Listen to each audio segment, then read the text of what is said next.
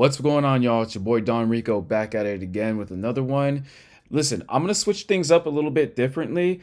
I'm trying a slightly different format that I will use probably for either for reactions or just to kind of show you guys what it is that I'm seeing on the screen right here, just to kind of like illustrate or to kind of elaborate what it is that my thoughts or my opinions on certain things. Now, for this particular subject, I feel as if I'm actually qualified to actually talk about this primarily because I myself am debt free. So I have a very interesting take on this. Actually, to be honest with you, I think it's just a financially responsible take on this. But nonetheless, let's jump right straight into it. So I'm reading this article from CNBC's Make It website, and sometimes I go on this website to get some more insight and information on startups, businesses, how people spend their money, what the financial trends, etc. This is just one of the resources that I use.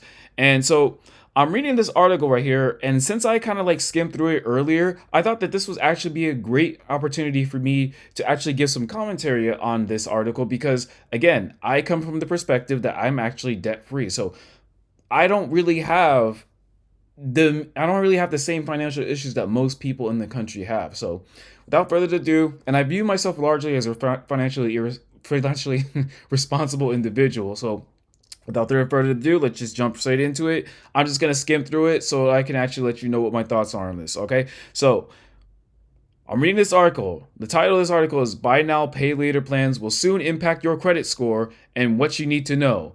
Now, obviously, y'all know about the Buy Now, Pay Later plans, the Klarnas, the Afterpays, etc. Let's just jump straight to it. It just gives people more of a reason to finance their goods, whatever. So, one of the benefits of Buy Now, Pay Later loans is changing. FICO, the company that calculates most Americans' credit scores, announced Monday that it will be releasing a credit score model this fall that considers buy now, pay later loans, the Wall Street Journal first reported. Banks and lenders will be able to see one score that considers users' buy now, pay later loans and one that does not, and decide which to use as they consider borrowers' creditworthiness, Wall Street Journal reports. The three credit reporting bureaus, Equifax, Experian, TransUnion, which we all should know that these are the credit bureaus, could then decide which score borrowers see and which included in their credit reports. Skip over the commentary.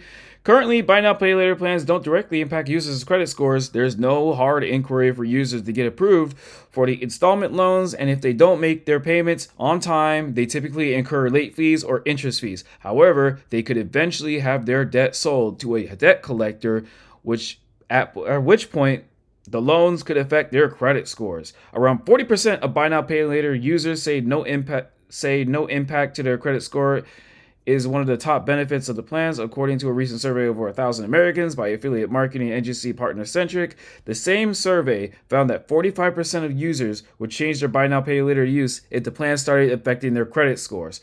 So already, what I'm actually seeing here, ladies and gentlemen, is that people put so much value and emphasis on their credit scores. What you guys need to understand is that your credit score doesn't really determine much other than you're just good at borrowing money. A higher credit score just means you're a better borrower. I mean, you could probably negotiate, if you had a higher credit score, you probably can negotiate a better APR rate, which is an interest rate. You can probably get a better loan term. You could probably get, more months to pay it off, etc. But all this really is, guys, is just a way for you to just prove that you're just a good borrower.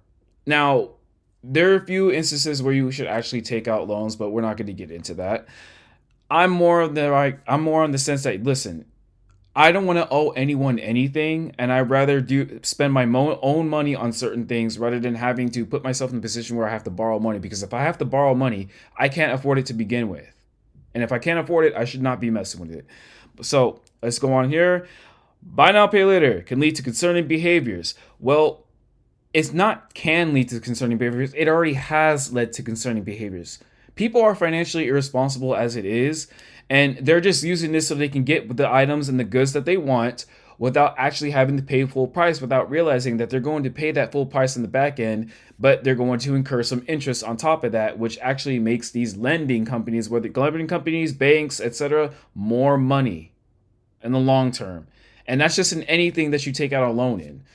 And you got to really pay attention to the APR, the interest rate too, because credit card debt is at an all-time high. We are indeed a debtor's nation, and debt is the enemy to wealth. So it already has led to concerning behaviors. It just gave people more of an outlet to be financially irresponsible. I said this before, but if you give people the freedom to do whatever it is that they want, their true character is revealed. So anyway, on the surface, buy now pay later plans could be useful tools for consumers who may have limited or poor credit histories but need to finance major purchases. Okay, if you have a poor credit history and you pretty much have what I say bad financial hygiene, you should stop considering financing any major things until you actually get your finances in order, straight up. I don't care if you have to get a second job. I don't care if you have to find a side hustle. You need to pay off the debt, ladies and gentlemen. That's not something that you should be carrying with you for the rest of your lives. It's not normal. Having debt is not normal. But the culture today in ads and how consumerism and capitalism, and these things aren't bad things. These are actually what drives our economy. But people's reactions and their behaviors to these things is what's causing them to be in debt. And unfortunately, a lot of people fall into this. And it's unfortunate. It's really unfortunate. But data shows some concerning behaviors among buy now pay later users, including taking out multiple loans at once and carrying higher balances on average than non-buy now pay later users. Well, isn't that the point of these apps, by the way, to make things more convenient for the users? I mean, I'm not sure if you're like someone who's a front end engineer who works in UI UX design. I'm sure you have like these avatar type meetings where you figure out, okay, who's our target audience, who's our consumer, and how can we make things easier for them on this app? Isn't the goal to make things easier for people to actually do the things that you want them to do? It's increasing the inconvenience of it. And the fact that you can do it from your phone means you could do it from anywhere, and you have the simplicity and the convenience of having it in your pocket. You essentially have a supercomputer in your pocket that enables you to tap into these apps to make these poor financial decisions. But let's continue. CFPB found around 63% of buy now pay later users took out multiple loans at the same time in last year, and 33% of these users borrowed from multiple lenders. Again, bad financial hygiene, bad financial habits. People just have very bad financial understanding. You all really need to get some financial understanding. Even at the most basic level, it can totally benefit you. I just don't think people understand how money works in general. And I heard this a lot, but it's actually quite true. People don't have an earning problem so much. It's more so, now you can obviously earn more. It's entirely up to you. You got to take ownership. But it's not so much as you have an earning problem. People have a spending problem. They continuously buy things that they can't afford. And it's funny, people get on me, for example, for not getting a new car. My car is very basic. I have a 2015 Mazda 3. It's used, it works, it gets me from point A to point B. I have no issues with it so far. But most importantly, she's completely paid off.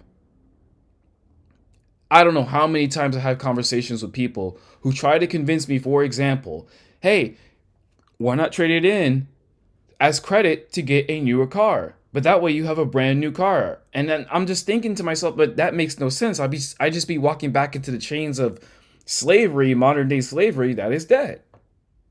I don't want to have debt, guys. Like, I don't understand what's so difficult about this. I don't understand what's so hard. I don't understand why this is such a complicated concept to understand. Excuse me. Guys, there's nothing good about debt. There's good debt, but you have to be either financially sound or you have to have very good people in your corner who knows how money works to leverage it to make more money. That's more of like a rich person's game. And most people can't play that game because they're not qualified to play that game.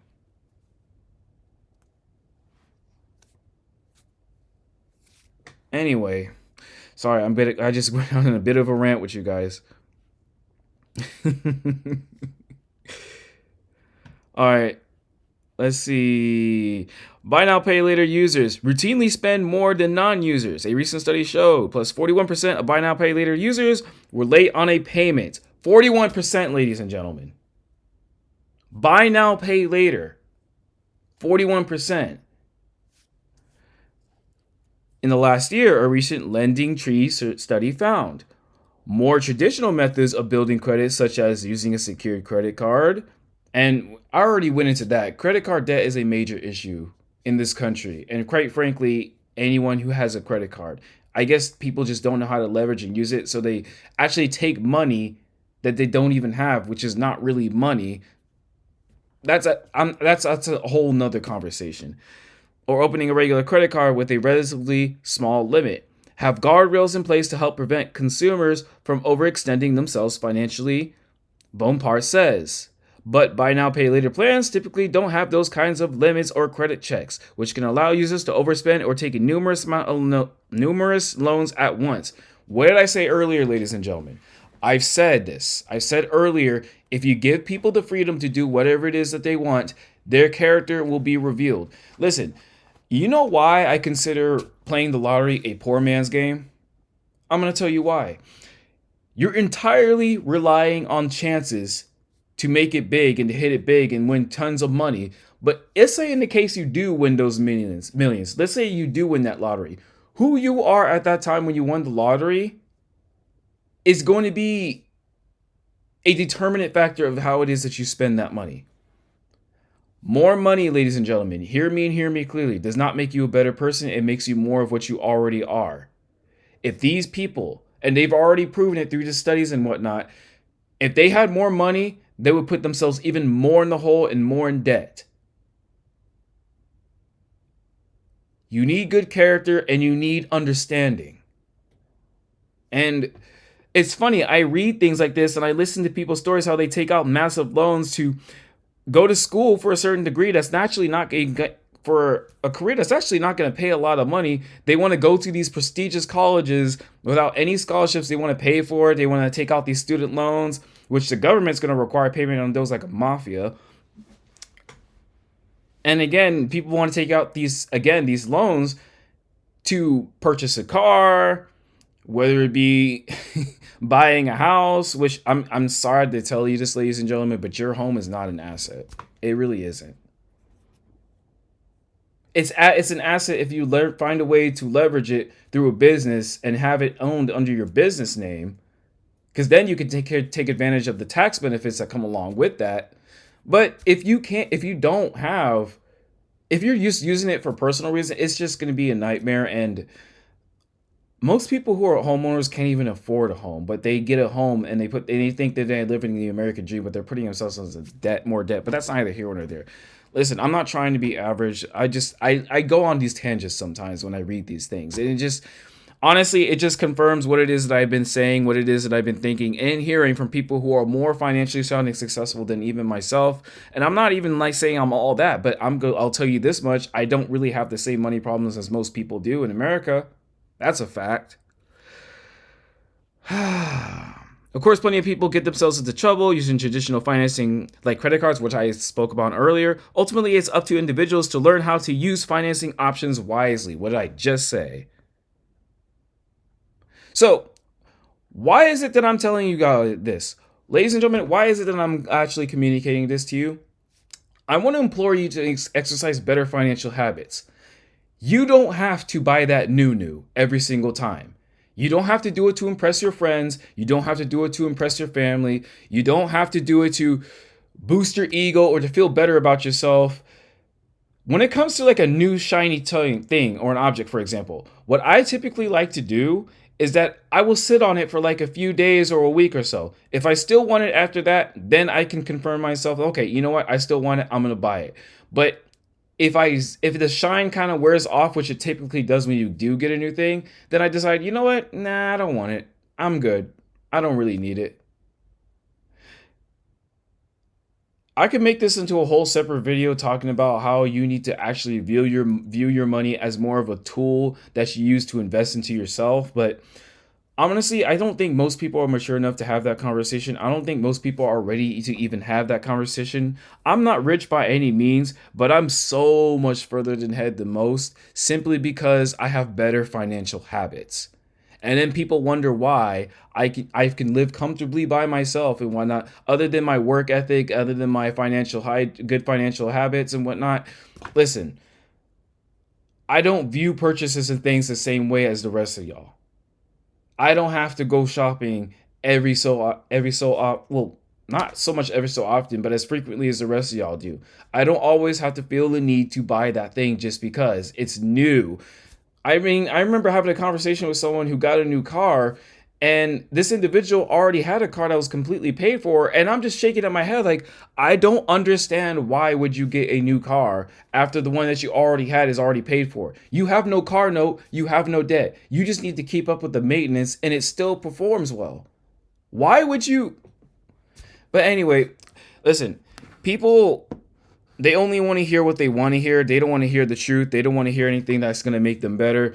They just want to feel comfortable and feel good about themselves, which is why they put themselves through they have all these subscriptions. They have all these credit cards. They have very poor financial habits. They be spending on less money. They have these apps of these Klarna, the afterpays. They borrowing so much money from the lenders, whether it be through banks or these apps. They make money off the interest, and you probably don't even have enough to pay the statement balance. You probably just barely pay the minimum, which puts you even deeper into the hole, which affects your credit score even more. And you exalt your credit score so much, you don't even realize that just confirms to the banks that you're just a good borrower. And I want to encourage you guys not to be borrowers so much, but to be more so owners and creators and producers. Stop walking into the chains and bondages of modern day slavery, which is debt, and start walking towards the path either of financial freedom or being financially, at the very least, financially independent. That's all I want to do.